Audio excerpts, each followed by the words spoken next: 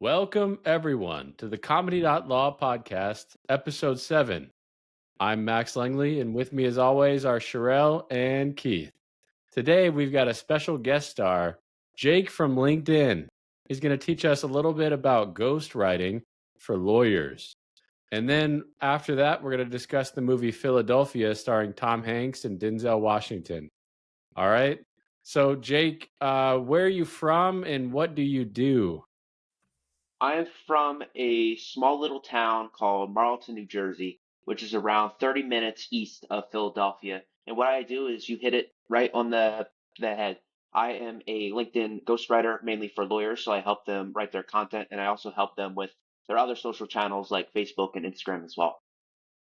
Okay. And uh, what got you into, what's your origin story? What got you into being a ghostwriter for lawyers? So I started my journey around November of 2023. Back then, I was just editing videos, and then that slowly transitioned into getting more involved with social media management last May when a New York personal injury attorney hired me to help them with their socials. And then after that, I branched to LinkedIn, and since then, I've just been doing my thing. So help me understand, Jake. Explain it as if you're explaining to a 6-year-old. What is a ghostwriter doing for lawyers on, let's say, LinkedIn? So let's say a lawyer doesn't know what to post, doesn't have the time to post, anything like that. So they can hire a ghostwriter or social media manager, social media marketer to help them create content in their voice that sounds like them consistently, so that way they get the attention that they want without having to put in all the work. So is that AI driven also? I mean, it can be, but not necessarily. Mostly comes from the noggin, right? Exactly. But And AI can help. it's mostly you evoking the story from the lawyer, right? It's kind of like you're doing an interview process, right? Yes, that's a great way of describing it, and that's kind of the process that I take on with clients. So Jake, is that audio or text that we're talking about? Well, like you mean like getting could you clarify what you mean by that? Well, you said in the voice of the lawyer. Do you Oh, mean words? okay. Yeah, words, mainly written content for LinkedIn and also the other socials as well, but videos can work too. So, Sherelle, And did you know that there's ghostwriters out there? I didn't. I might need to hire one. I need to get some engagement on my LinkedIn profile, you know? We do need some engagement. You got to get to 1 million hits this year. That's what I'm doing, 1 million hits. Okay. So Jake, how long have you been doing this? I don't know if you mentioned that already, but I've been doing the LinkedIn ghostwriting for when was since last July, so eight months. But I've been doing social media work for lawyers for a little longer than that. okay. And And how he's do only you 20 years old. I'm sorry. Go ahead, Sherelle. Sorry. I was just gonna say, how do you know what to write? Like, how do you know what's gonna get the engagement, you know? Well, it's just been being in the trenches every day, so you kind of know, like with all the posts, you got to experiment, and I've done a lot of that over the past months, just experimenting and seeing what works, and then over time, you kind of already know. You get to the point where you kind of know what posts are going to do well and what posts aren't going to do as well. Well, let me ask, Jake, how many lawyers who are active on LinkedIn uses a ghostwriter? A lot more than people think. Yeah, you That's always what I notice thought. it. Sorry, go ahead. That's what I thought. I mean, um, I guess the issue is if you're active and you post a lot, you get more affinity. You get more people saying, "Hey, here's an active person on LinkedIn," and so I'm gravitating more to active people. Max, what were you about to say? I was about to say that it's amazing because you figured it out about a week or two later when you post the analytics. When you say, "Hey, look, I ghost wrote this, and it did this kind of engagement, this kind of impressions." So, and then you figure out who the ghostwriter is because that guy will pop up and be like, "Look what I did! Look, I went viral." And then I'm always like so shocked. I'm like, "Oh, it wasn't John who wrote that. It was his ghostwriter." It always kind of intrigues me which ones are ghostwritten and which ones are not. Max, how do you know that? How do you figure that out? You have to be following more and more people. You actually have to follow the ghostwriters. So that's what I do is I follow a lot of the ghostwriters, and then they post kind of like brag posts. Oh, okay. So you're kind of going in through the back door to get that information. I mean, it seems to me that nowadays people want to research lawyers, and they're going to look at their web page, they're going to look at LinkedIn, they're going to look at other data. I'm not sure what all that is, Jake, but it seems like the more you're engaged and the more you're visual out there, people see you, they think, hey, this is someone that you should, think about.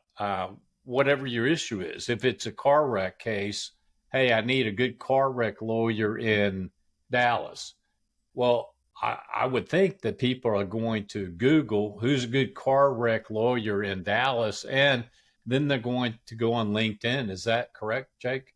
Yes. So people still use Google, a lot of it, but they're also checking social media platforms like LinkedIn, Instagram, Facebook more than ever. So that's why I always preach all the time that you have to be visible because in today's world, there's just so much content being posted out there every single second on every single social media platform. So when a lawyer doesn't post, they essentially just don't exist. So people aren't really going to remember them when Yeah, something you talk happens. about top of mind a lot, Jake, right? Yes. And a lawyer wants to be top of mind in the potential clients, uh, essentially their world. You want to continue to pop up. You don't want to annoy them, but you want to pop up enough that they remember you for when they do have a case, because they often aren't looking for a lawyer at that moment in time, but down the road they might be. Exactly. Yeah, what I want to do two things if I can, Jake. One is a question to you, and the second is going to be Sherelle. Where are you? What do you think about this topic? The question is on your marketing. Do you tell potential customers, "Hey, I'm a very good ghostwriter.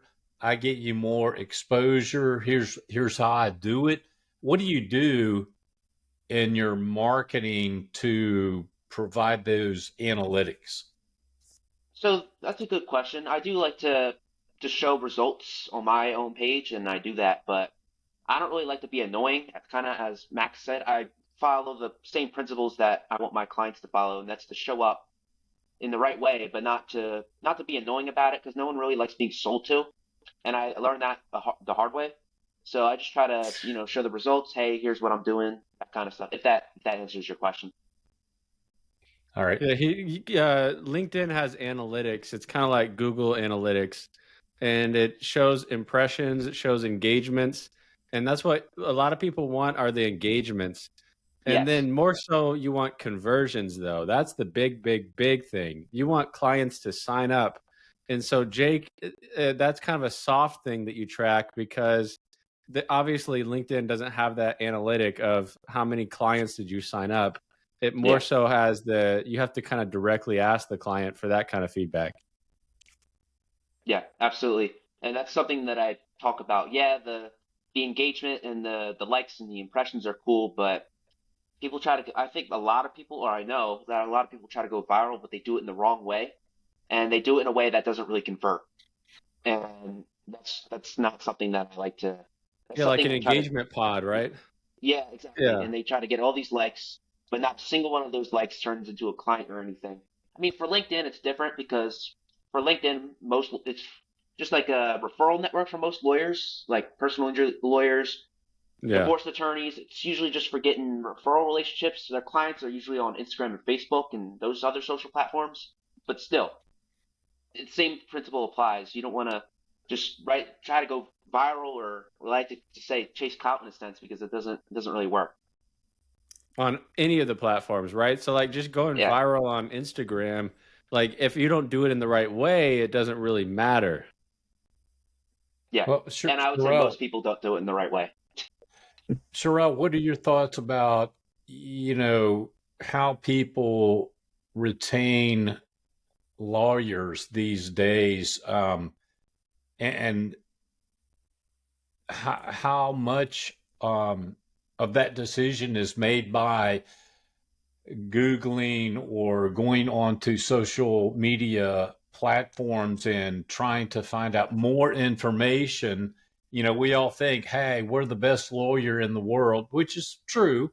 But we have to convince people of that. And this seems to me, at least, I've heard more about this in the last, say, 2 years, that there's a whole lot of more data points out there that people are looking for. So I actually think that hiring a ghostwriter to kind of get the engagement, get the impressions is actually really valuable. I know sometimes, say if someone gets into a car accident, then somehow all these attorneys start reaching out to you and saying, "Hey, I'm a personal injury attorney. Hire We saw me." that in the movie. Spoiler alert. Yeah. Right. So I think, like, I don't think you'll get as many clients that way. A lot of times it just ends up looking like junk mail, whereas, a commercial might be more valuable, or like something like what Jake does with the LinkedIn profile. I think you'll probably get more people paying attention to, what you're doing. You can also, the proof will be in the pudding. You can also put like, hey, we've got this much money for this person and all that. So I think it's a valuable avenue to kind of use to get the attention and even to get the clients that you want to get. Because yeah, like the old fashioned way of like I guess it's like cold calling, similar to that. It just doesn't work as well. Yeah, Yeah, it and to seemed to add to me. your point, direct solicitation by lawyers is in many states not allowed anyway. So, yeah, Well, Jake, in the old days, it seemed that you would go play golf or go to the watering hole. You would meet and greet and shake hands. That's how you got clients. And the new way seems to be more exposure and all the social media and whatnot. What are your analytics and what are you looking at to drive that decision?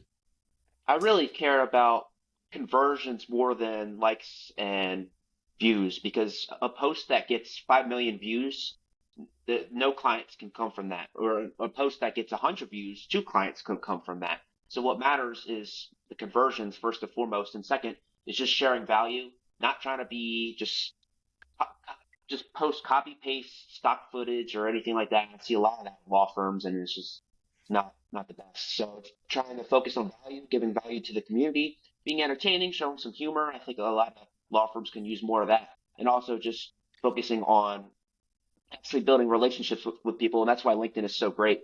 You get to build actual real relationships with other people, with other lawyers, and you could do that with posting more LinkedIn content, being more active. And a lot of lawyers have seen a huge ROI on that. Well, let me ask you, if I can, two things on that, Jake. One, how do you get that value? How do you know that value? Do you ask your clients to give you the engagement information? What do you do to get that data? Well, with some clients, I have direct access to their account, so I could just see their metrics. So, for example, I could just go on one of their posts, see this post right here got 100,000 views. I can look at their engagement rates for the week. I can say, oh, okay, they got 400,000 impressions this week. But yeah, I can. It's usually not a problem for me to see what their impressions and engagement are. Now, tracking to conversions is a little more tricky than that. Okay. All right. The second thing is, you have all these lawyers on LinkedIn. And let's say you have a client who is looking to connect with car wreck lawyers across the country. is there a way that you go in and you identify them, or you say, hey, they're following General Motors or something, so I'm going to post there? What do you do? You're trying to get more exposure to a particular class of lawyers. In my example, car wreck lawyers. Well, yeah, you could do that, but for LinkedIn, what I really focus on is a good question. That's more for like Instagram and Facebook because for these personal injury lawyers, divorce lawyers, like I said earlier, most of their clients are scrolling on Instagram and Facebook and not LinkedIn as much. Yeah. But yeah, I would post content to attract that audience. Okay, let me give you an example of what we do. Okay. Surety. Okay, so let's say we're all a member of the Surety and Fidelity Association, and let's say that there are posts or data. Is there a way that you go in there and you post information and that then goes out to everyone who's following that group? Yeah, so that's like feed curation, and that could take some time to do.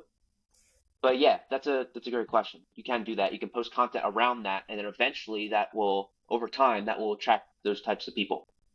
You can curate other people's feeds, or are you talking about curating your own feed? I mean, you could do both, in my opinion. Yeah. Yeah, it's hard to curate other people's feeds. That's very advanced. Yeah.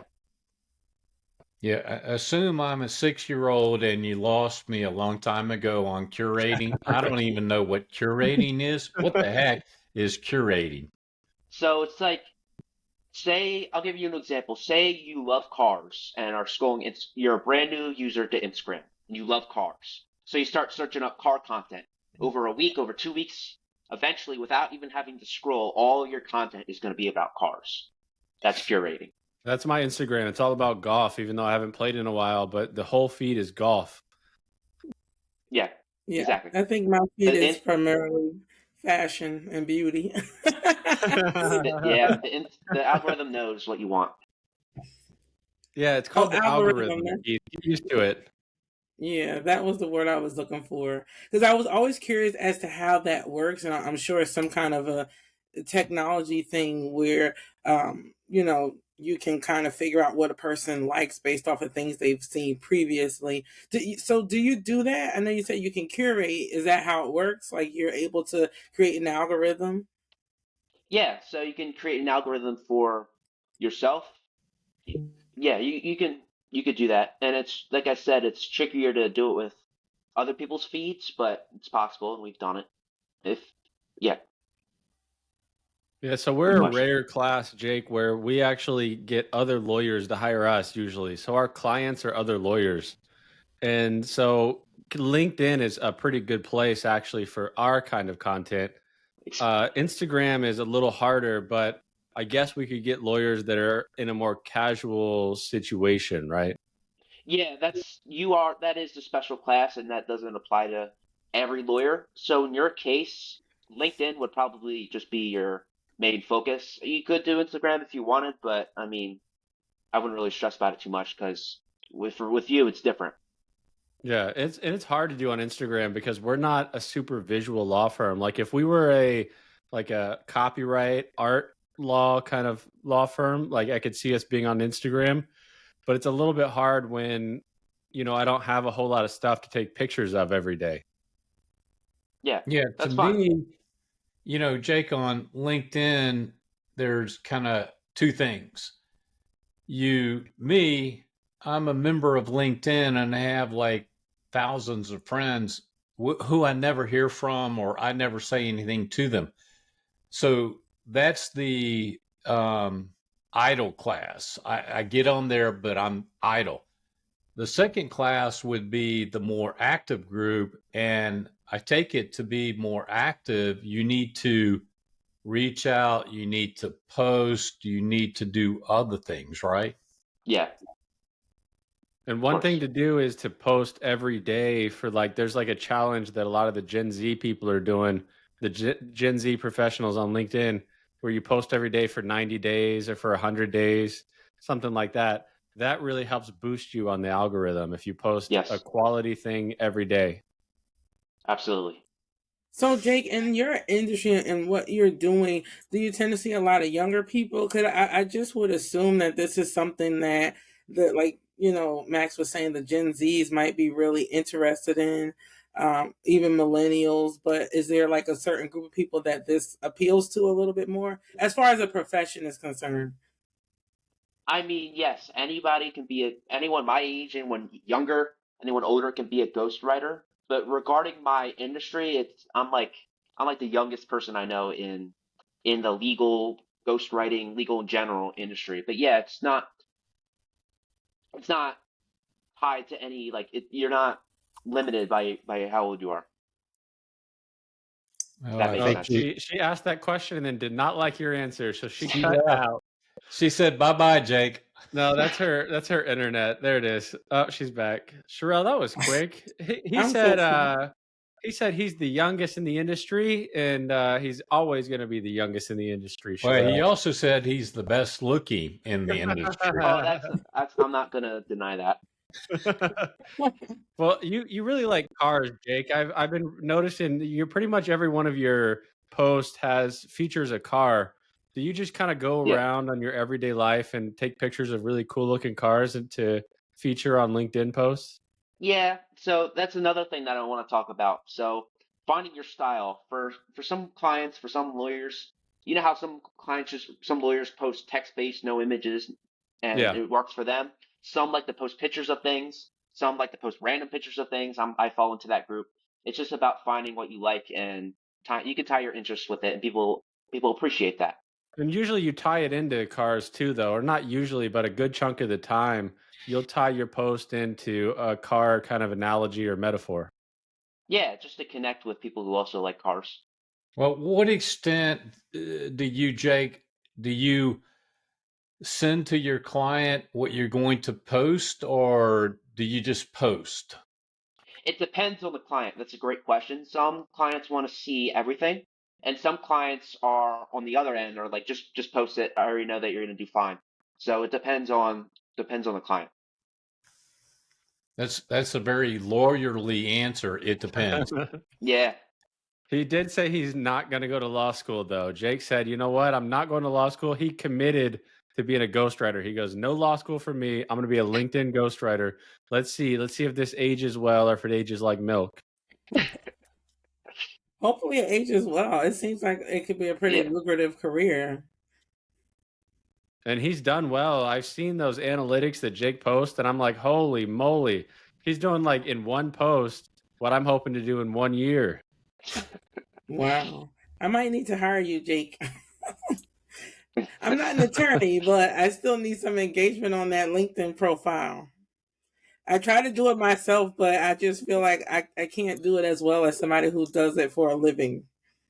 That's because you don't post enough, Sherelle. You only post once in a month or once in 2 months. You post once in a Well, blue that's the moon. same here. I mean, I might have something to post about, but I have to remember. I have to think about doing it. I might be away at a conference, Jake, and I say, "Oh, I should tell people I'm in South Carolina at this conference and take a picture." Well, I always take the picture of the screen, what the conference is about. That's all I do, which is fairly boring.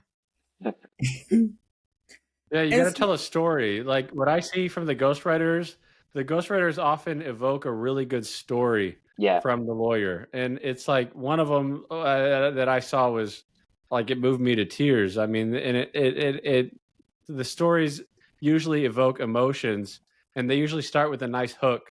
What they talk about a lot is developing the hook. Yes. Very important. where can I take classes to be a ghostwriter on the side? I don't think he took any classes, right, Jake? This is all just, natural brood, right? Yeah. Just putting in the reps and having kind of that natural creativity. Oh, I don't think I have that.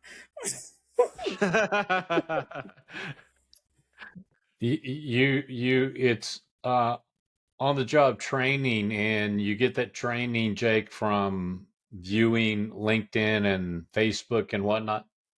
Yeah. Every day. every Oh, day. So he's and got an excuse for when his mom says, "What are you doing, Jake, on all that social media all the time?" And he's like, "Mom, I'm 20 and it's my job." It literally is. It literally is my job. Mhm. Is it a fun job, Jake? What are your Yeah, I enjoy closing the hell thoughts? out of Tell it. us about how you feel about it. I love it. I got Yeah. into it, like I said, like really went full into it 8 months, 9 months, 10 months ago, and it's been a lot of fun since. Yeah. Well, we wish you good success on that, and hopefully we can get you a little more exposure here with this. And not that you need it, because I think you're already near the top of the LinkedIn lawyer ghostwriting game. I You know, I appreciate kind that. of Thank you. have you in my like kind of Mount Rushmore of ghostwriters up there, but we'll see if you fit the bill or not. Thank you. Thank you, Jake. All right. All right. Thanks, Thanks. Nick. All right. I'll see you guys soon. All right. Bye. All right. Bye bye. All right, here we go. Let's talk about who do you want to talk about first, Sherelle? Denzel or Tommy Boy? Let's see. Tommy Boy is Tom Hanks. Okay. I'm like, was that his name in the movie? I don't remember names. Yeah, I screwed it up for you because that's a Chris Farley movie. Yeah. Yeah. We Okay, can talk but about what did you? Sorry, go ahead. no. What I think overall, I think it was a really moving story. I really liked it. It was good to see Tom Hanks. I mean, Max, you kind of have really good taste when it comes to movies. Well, I'll say legal movies. I don't know about the other genres, but I don't know the other ones. We'll find out. but yeah, Well, Keith originally gave the movie a 2. Keith gave the movie a 2 in 1993. 1993. But now, on his honesty scale, what does he give it now? 7.5. 7.5. What do you give it, Sherelle, on your honesty I scale? think it was a 9. It was good. Ooh, a 9.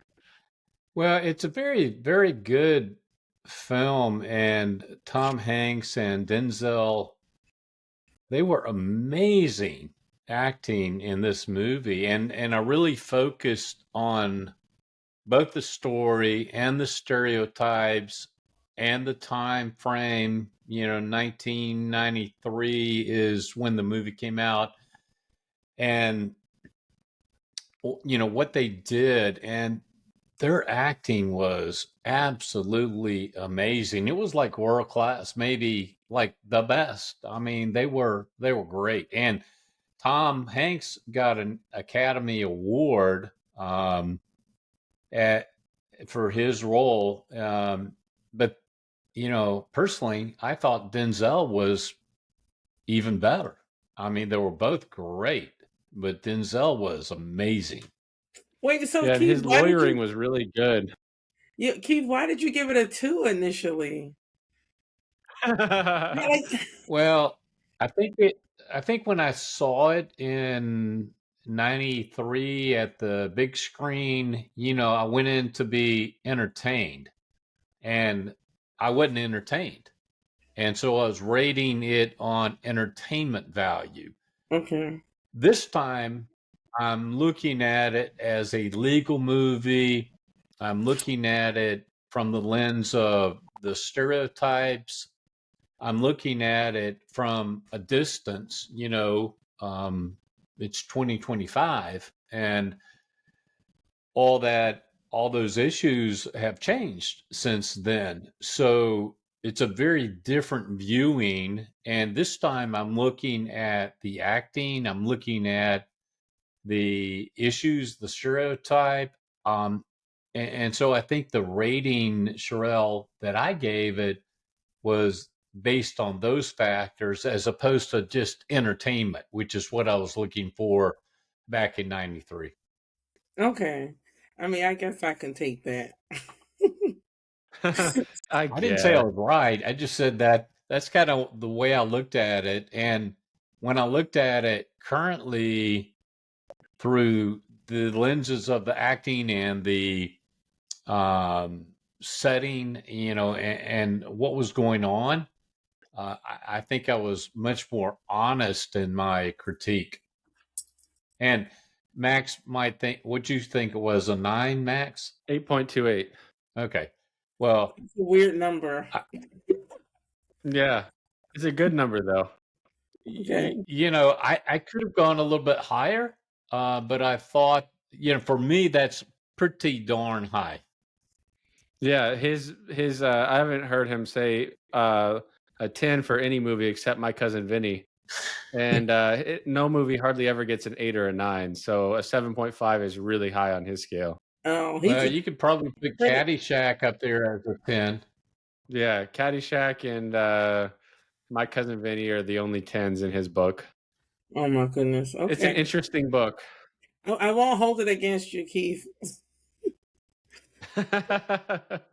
Well, let me ask you, Max, about that courtroom scene when Denzel is talking to everyone and talking about stereotypes and fear and loathing, and the judge calls him up and says, "What are you thinking?" And then Denzel, in a loud voice, talks back to the judge and then turns around and talks to the whole courtroom. What were your thoughts about that scene? I thought it was really good because Denzel was setting up for something. So he was setting up for the cross examination of the main figurehead of the law firm. And what he wanted to ask him was, "Are you gay, sir?" That's what he wanted to ask him. And so he asks it with other witnesses that he knows he's not going to be able to successfully ask that with, but he's really just setting it up so that the judge will allow it with the main witness that he cares about. And it's just this really excellent lawyering to go through those hoops. What did you think, Cheryl? I thought it was a really moving scene. I didn't realize that. I guess maybe because I'm not looking at it from the perspective of an attorney, and I'm just, a civilian. So I really think that it was a great scene. It was very moving, and I like that he kind of shifted the focus to, like he said, what the whole case was about. So it's really good.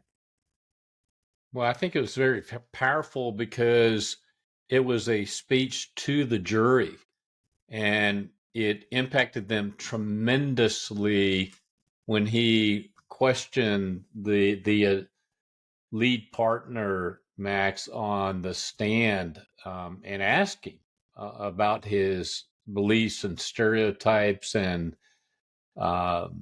whether he was gay. And I think the reaction when the guy kind of smirked and said, "No, I'm not," and whatnot, it had a big impact on the jury. The jury saying, "Hey, this is someone who had a lot of beliefs about this plaintiff." Yeah, a lot of beliefs that turned out to be grounded in bigotry. Right. A lot. I think the craziest part for me was when one of the partners, the one who had been in the Navy, when he said that he never he didn't blame the woman for getting HIV or AIDS. He felt like, oh well, she didn't do this on her own. She just basically she just happened to contract it through, getting the blood The needle, transfusion. yeah. Right. So basically, he felt like, it wasn't really her fault, whereas he insinuated that, oh, well, because this man is gay, then I do blame him for contracting. I mean, that was my take or my perspective on, the way what he was saying and everything. But he still kind of mistreated this woman, just because of the disease that she contracted. So even though he said, oh, well, she didn't get this on her own, he still really had not much empathy for her either. So I just thought that Yeah, and was that same guy hazed a sailor in the Navy with putting his head into the latrine. So, the one gay sailor that was in his company and, completely mistreated that guy. So showed that guy's just a bully. Well, I think the two things that you each said, one is the blame game. And Cheryl, I think that's so important. here he wasn't blaming this witness, this woman, because it wasn't her quote fault that she got AIDS. And the implication was that it was the fault of Tom Hanks. So, hey, don't feel sorry for Tom Hanks. Don't give him, the lead, the edge. The second thing, which relates to that, is the elevator speech, the theme, which we've talked about. And that is, hey, this theme is carried through the entire trial. This theme of prejudice and blaming and painting the plaintiff as sympathetic, which was very, very hard to do with this jury. You could see that the jury had issues with stereotypes and beliefs that Denzel had to fight against and try to change the entire movie. And he didn't get all of them because there was one guy that said that he disagreed at the end after the verdict. Right, yeah. I was happy he got a nice big settlement. I mean, unfortunately he passed, but I just felt like that was kind of justice for him, to be able to get something. I totally agree. I mean, I think that's the point. The point was that, look, we've got to deal with these stereotypes, these beliefs, whether it's racial or sexual or whatever. And that was such a big moment to have that award of $5 million of punitive damages. And at the time, $5 million was a lot of money. That's a big X too. That X wouldn't work anymore. That was like a 20X, 25X of the compensatory damage amount. I don't think that kind of verdict would fly anymore under the U.S. Supreme Court decisions that kind of limit it to under 10. Yeah, and it may not have then, even if if it was going up on appeal. So we don't know. The movie didn't address what happened on appeal. So here's I a wonder what question. happens on appeal with a dead plaintiff. It's kind of hard.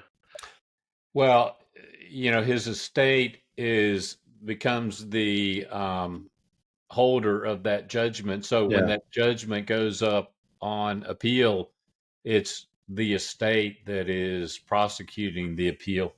Go ahead, Sherelle. This is a legal question. So had Tom Hanks's character passed away prior to the case ending, what would happen at that point? Can they continue it? Can the estate take it over and continue where it was, or would they need to start over? Like, how does that work?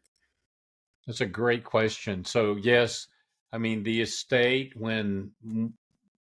which opens when he passes has the opportunity to say, now it's the estate prosecuting the case. And I say prosecuting, but being the plaintiff in the case. And that is why it's so important. Here we had Antonio Banderas. Yep. And so if he became the executor of the estate, then that's an entity. That estate would be able to hire and fire lawyers and hire Denzel to continue the case and the appeal. Okay. That's why Denzel previewed it with him, kind of told him, hey, I'm leaving money to charity and I need enough for the legal fund of Antonio Banderas. And there's enough in there for all that. I do a little bit of Spanish here and there. Yeah, but it wasn't Denzel who did the preview. It was Tom Hanks. That's what I meant. Yeah, it came to Denzel. You were testing us. I was testing you. How about we got the first peek at jury deliberations? We've done, all these legal movies, but this was our first peek into the jury deliberation. I really liked it because it looked like it was kind of the foreman or the leader of the jurors. He was saying that you put your top gun out there when it's a big new client, right? When it's a big new client, you put your Top Gun, your ace, your best attorney. And you don't put somebody who you gamble on. You don't put somebody who is going to be rough, somebody who is untested. Well, I think that's So what's so important, and I can't wait until we do 12 Angry Men, which should have been 6 and 6, 6 angry men and 6 angry women. But, that's the importance of the elevator speech and the portraying the party as a real person, because, hey, there's going to come a time when the jury is going to be talking and deliberating about the issues, and at that point they better believe in what you're selling. it's kind of like what Jake said about being top of mind. You want to be top of mind with the jury in when they're deliberating. You want your points to be at the top of their mind. You want to have that ingrained in them so that they kind of repeat some of the key points that you've made throughout the trial. So, a question: if you were one of the attorneys, let's say you were Denzel Washington's character, what kinds of jurors would you prefer to have on the jury? Non-prejudiced.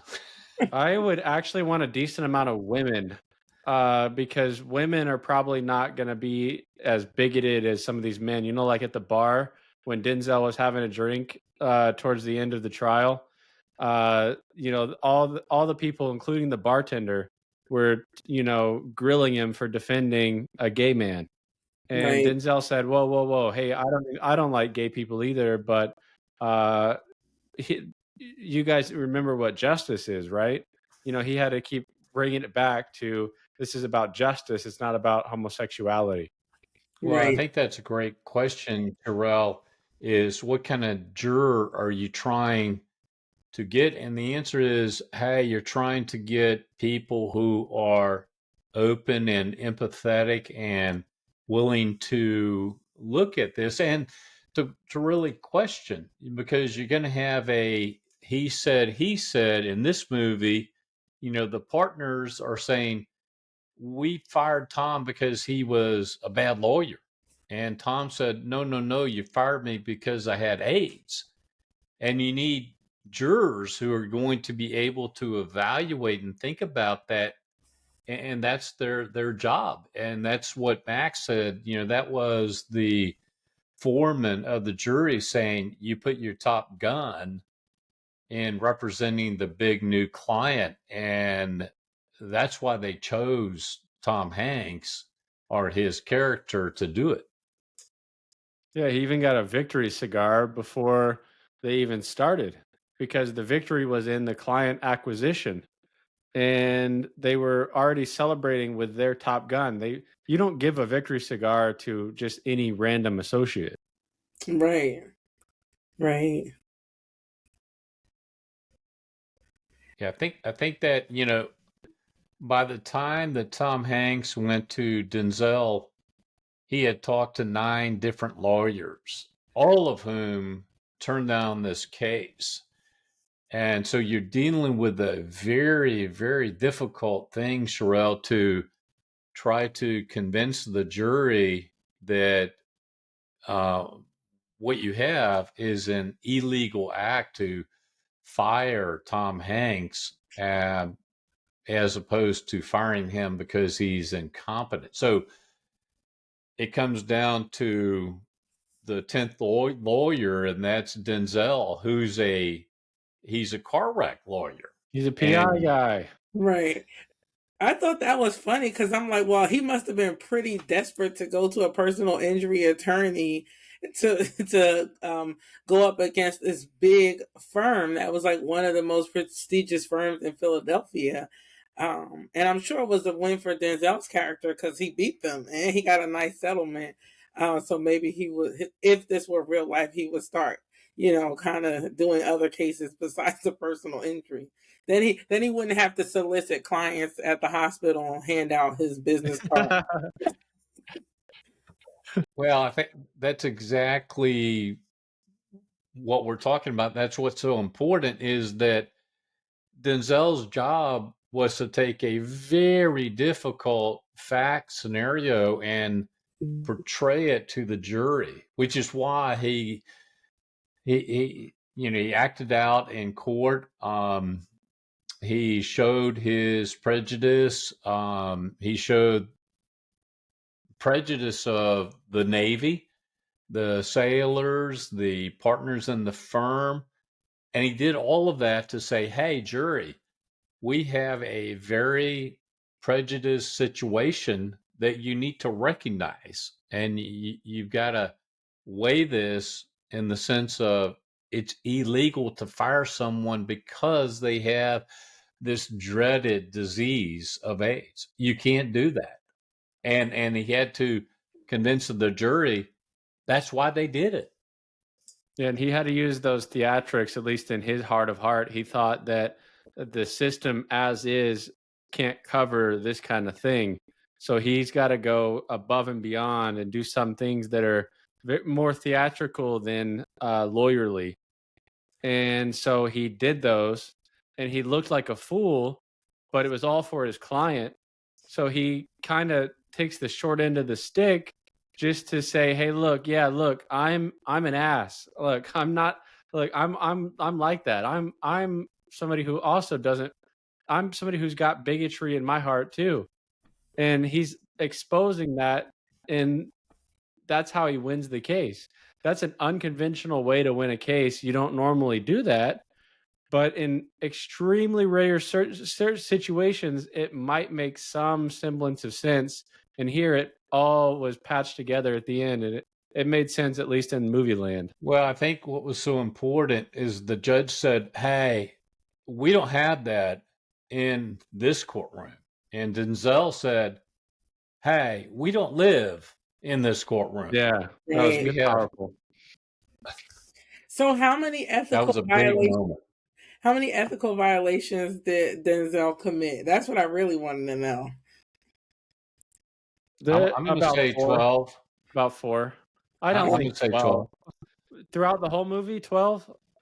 Probably. I think it would be hard to spot 12, but maybe 6 or 7, but it would take, and it would be it's harder to spot them. There's a few easy ones like his solicitations in the hospital. I don't think you can do that. At least you can't do that now. That's kind of frowned upon, the classic ambulance chaser idea. Okay. Yeah, I think he had Sherelle a lot of violations, but he saw that. He knew that was going to happen. He knew he was going to get beaten about the head and shoulders by the judge. He knew that.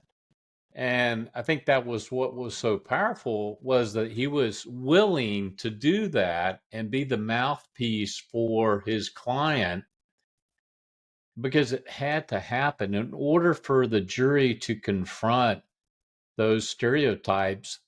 They really had to talk about that. And then visually, they had to see that when he had Tom Hanks open his shirt and he put the mirror up to the lesions and said, do you see AIDS lesions? That was a very powerful point for me.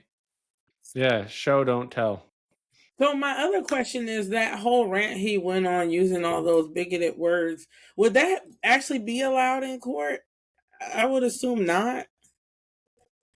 No. Very, very, very frowned upon, and you're probably going to get suspended if you do something like that. Okay. Yeah, it was kind of like in My Cousin Vinny when the judge kept throwing Vinny in jail. Here, Denzel would have gotten thrown in jail several times. I don't think he So, was as bad Sherelle, as what do you Matt call Vinny. Not as bad as me? As Vinny.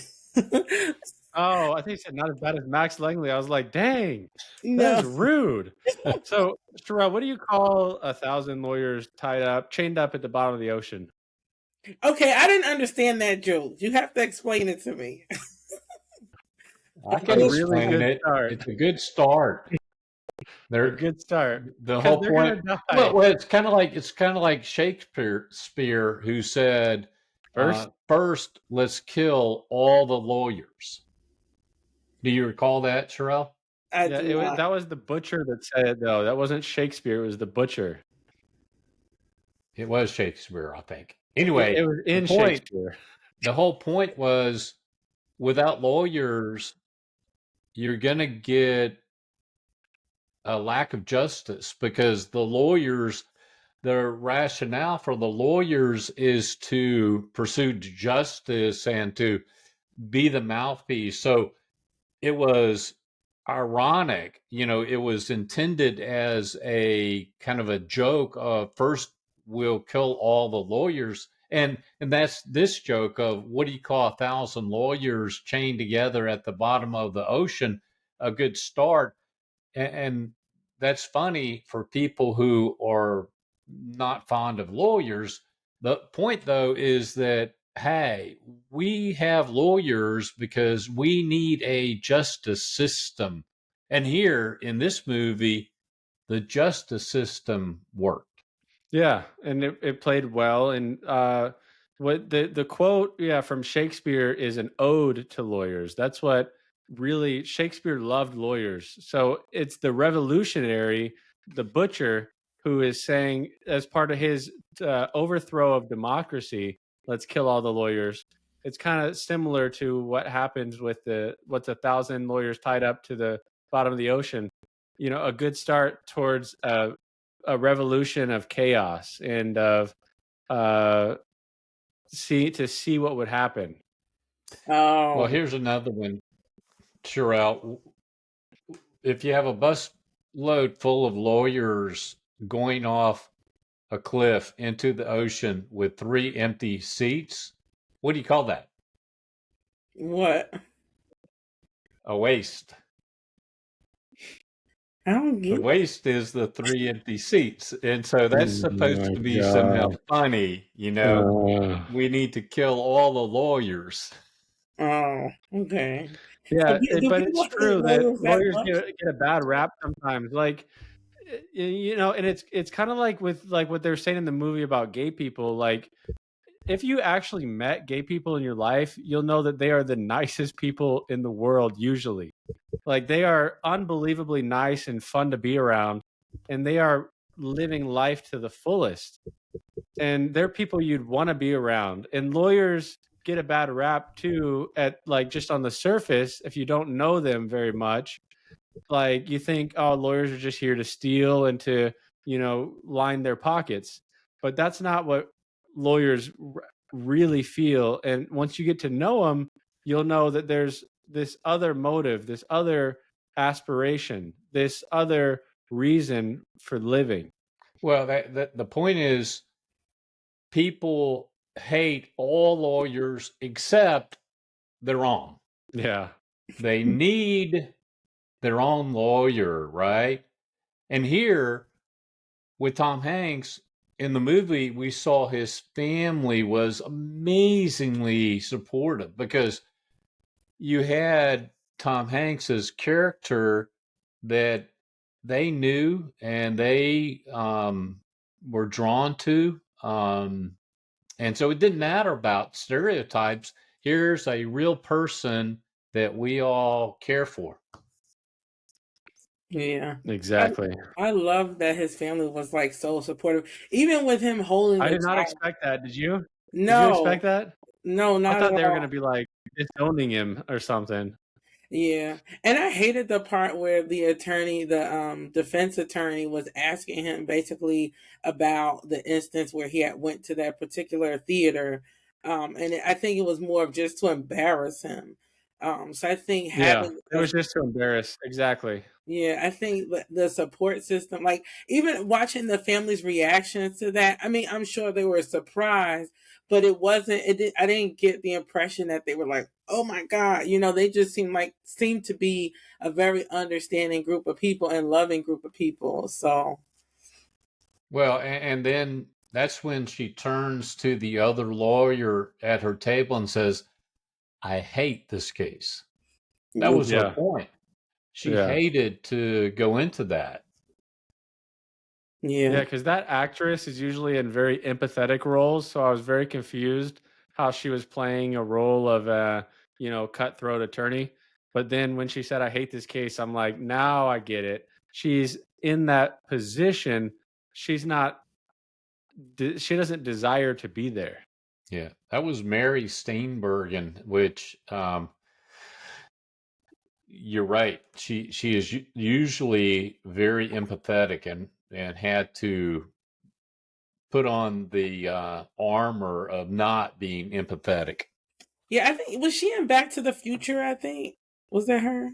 I think so. Yeah, yeah. But I think That's our next movie, Terrell. That's a great one. We're gonna watch that one next. but I think it's really interesting how the defense attorney and Denzel Washington's characters probably should have been switched, right? Like Denzel should have probably been defending the law firm. Yeah, he could have been cold-blooded. He's good at being cold-blooded. Right. And she would have been more empathetic to, but she might not have won had she. But maybe they did that on purpose. They did that on purpose. They switched the roles. Maybe they cast for the other roles, and then they're like, all right, let's do a little switcheroo. Let's see how good of an actor you guys are. Well, when he starts off as non-empathetic, he's very believable. And then for him to become empathetic, and by the end of the movie, to have dealt with all these stereotypes and issues, that was a very tough job for him, and he pulled it off beautifully. My favorite scene, the most beautiful scene for me, was actually Tom Hanks explaining the opera song to Denzel, and then Denzel just listening. That scene was like Denzel's like, I thought we were gonna practice. That scene to me was intense. Like it was really. It was very intense. Yeah, a lot of emotions. It was very, very, very intense. All right, Blaze is gonna hate us because we almost got a full hour with this episode, and he's got to edit it. But I think we did good enough that it doesn't really need that many edits, right? Right. And even if it does, you're still gonna post it. I'm still gonna post it. Yeah. All right. And so I think Sherelle, you're not fully uploaded, but I'm gonna end the recording now, and we will see everybody next week. Okay.